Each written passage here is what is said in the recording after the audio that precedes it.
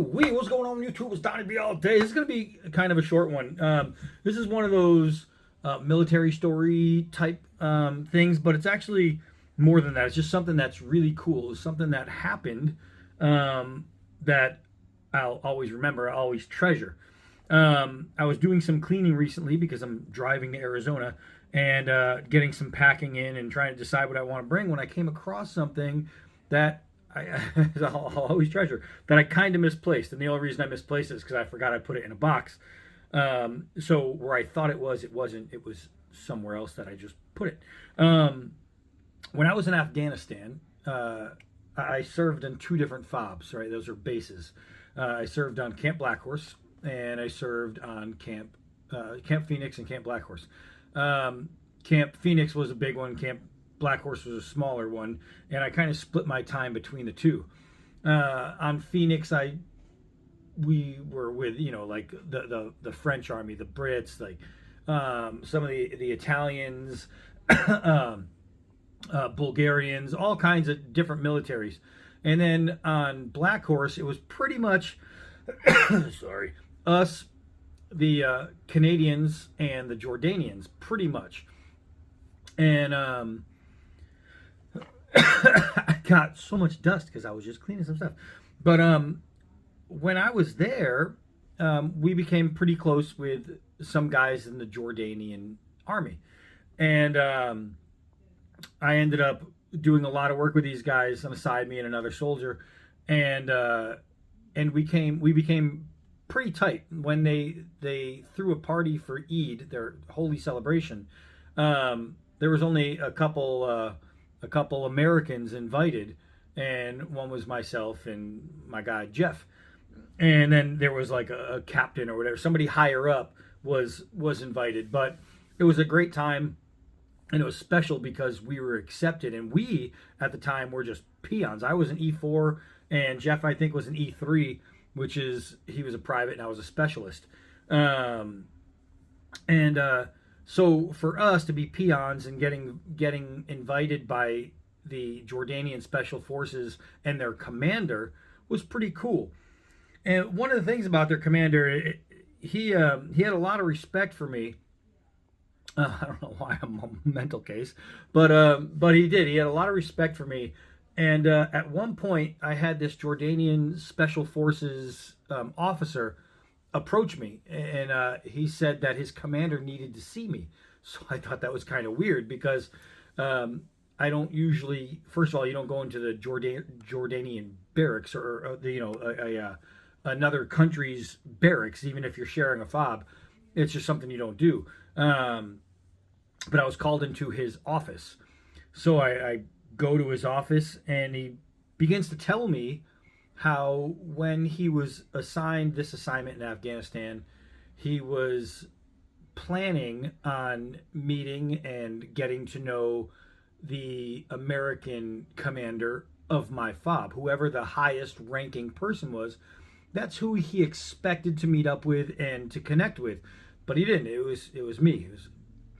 We connected, and he knew I treated his guys really well. As a matter of fact, when one of his guys had to be airlifted out, I was the main driver. So I put him in my Cougar, it's a big mine-resistant vehicle. It's huge, and we use that as a ambulance as well as some other things. So I put him in my Cougar and drove him out to the helicopter and helped him out. And I held his hand all the way there, we were just pretty tight. We were close, and so he tells me about how it's customary for the higher ups to exchange gifts. And he had mentioned how he brought something as a gift for his his equal, you know what I mean, our highest person, because this guy was the equivalent of like a full bird colonel, right, for the Jordanian military, to what we are.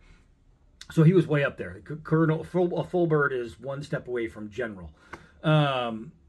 So that's who he was expecting to exchange gifts with. So he wanted to make sure he brought something that would reflect the kind of person who was receiving the gift. But Instead, he found this guy. Um, so when he called me into his office, he explained to me about that, about what the gift was for, why it was for, who it was supposed to be for, and then he handed it to me, and he said, "But I want you to have it."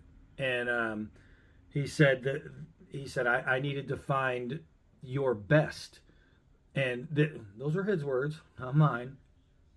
But he said I needed to find your best, and I just assumed it was going to be the top of the food chain, basically.